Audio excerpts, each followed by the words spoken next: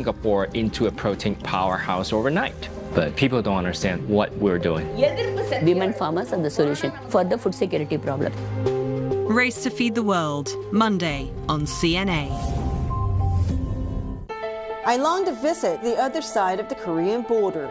The desire has grown stronger ever since I started reporting on the Korean Peninsula. Many times, my dream to cross into the north had turned into despair. But recent development has restored my belief that there's still hope.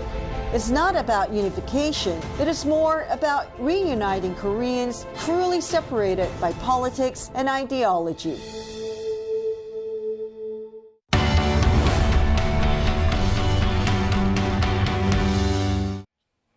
This is Asia Now.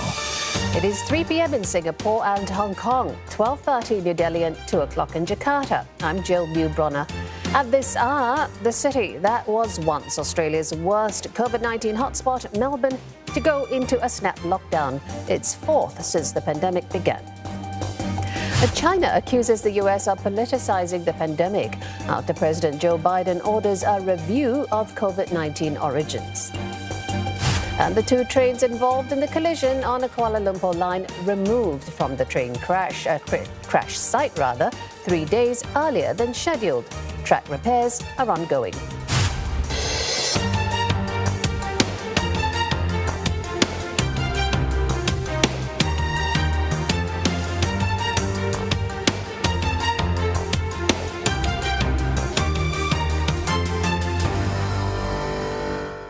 Australia has placed its second most populous state of Victoria under another snap lockdown, this time round for a week, starting midnight, as Melbourne City faces a surge in COVID-19 infections.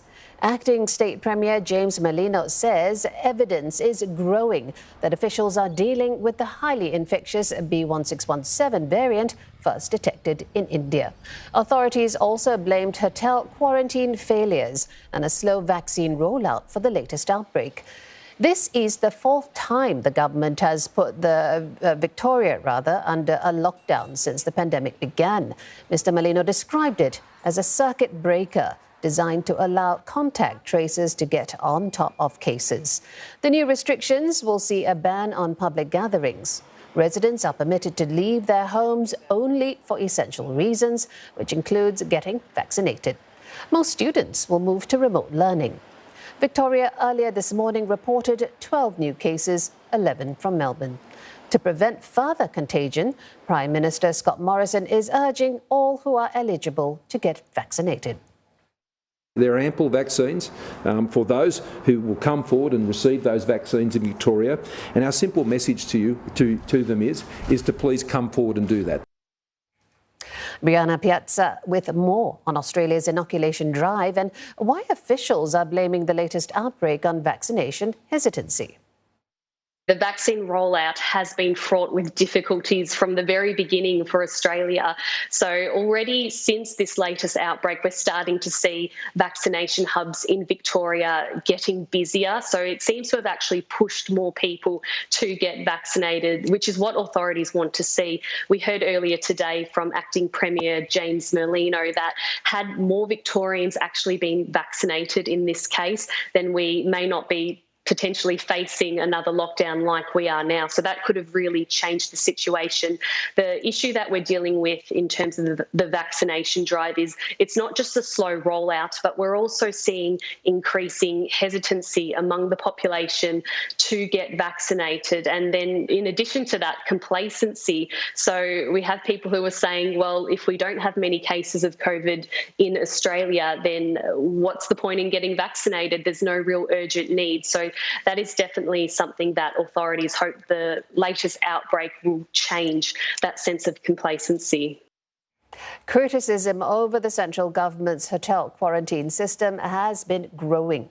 Calls are getting louder for officials to build more fit-for-purpose isolation facilities. all of the recent outbreaks in Australia have been linked to hotel quarantine failures. And that's because health experts say hotels are not ideally designed to quarantine people for COVID-19. And that's because of the risk of aerosol spread. That is how we're seeing the virus escape from hotel quarantine. People who return from overseas who aren't infected but end up getting infected because the person's staying next door to them in the corridor, they're spreading the infection through the corridor and into their hotel rooms. So that is what has authorities, particularly across the states, concerned. Many are calling on the federal government to build more fit-for-purpose quarantine facilities. Currently, it is the states that are running the hotel quarantine facilities. And basically what we're hearing is that experts are saying that we can expect more and more outbreaks like this to happen in Australia. Well, China says politicizing the origins of COVID-19 would hamper further investigations and undermine global efforts to curb the pandemic. That's in response to U.S. President Joe Biden's calls for a closer look into the origins of the virus. Mr. Biden had ordered intelligence agencies to review their information on how the virus emerged. He wants a report within 90 days. He specifically asked to focus on whether the source was from an animal host or a laboratory. The Chinese embassy in the U.S. says some political forces have been fixated on political manipulation and the blame game. It adds that it supports a comprehensive study of all early cases of COVID-19 found worldwide and a thorough investigation into secretive bases and biological laboratories. This latest war of words follows fresh speculation about a lab leak in China, which Beijing has denied repeatedly. The WHO in February visited the lab in question, the Wuhan Institute of Virology. It concluded a lab leak was extremely unlikely, but did not rule it out. This week, the Wall Street Journal reported 3 researchers from the lab became sick in November 2019. That is a month before China first alerted the WHO to a mysterious pneumonia outbreak. You know, China wasn't transparent enough. We have been saying that for a very long time, that China needed to provide more access to the lab. Simon Marks tells us what is driving the Biden administration to launch a further probe now into the origins of COVID-19. Well, I think it's certainly a response to days of questions that reporters were asking and questions that some members of Congress were raising following the publication by the Wall Street Journal of those reports. President Biden's press secretary has been asked relentlessly by reporters for several days now why he is not pushing for a greater degree of investigation into whether the laboratory in Wuhan may have been responsible for COVID-19. In his statement today, it was notable that he spoke about the possibility of an accident in the lab. Notable also that he made it clear, revealed effectively, that there is a division among his top intelligence advisors as to whether COVID-19 originated as a result of an accident in that laboratory or whether it originated in the wet market in Wuhan. So he's giving them 90 days to try and make a final unanimous determination. And at the White House today, the president's press secretary and then some of his top public health advisors made it absolutely clear that they believe that more work now needs to be done by both the US and China. We need to get to the bottom of this, and we need a completely transparent process from China. We need the WHO to assist in that matter. We don't feel like we have that now. We need to get to the bottom of this, whatever the answer may be. Because we don't know 100% what the origin is, it's imperative that we look and we do an investigation.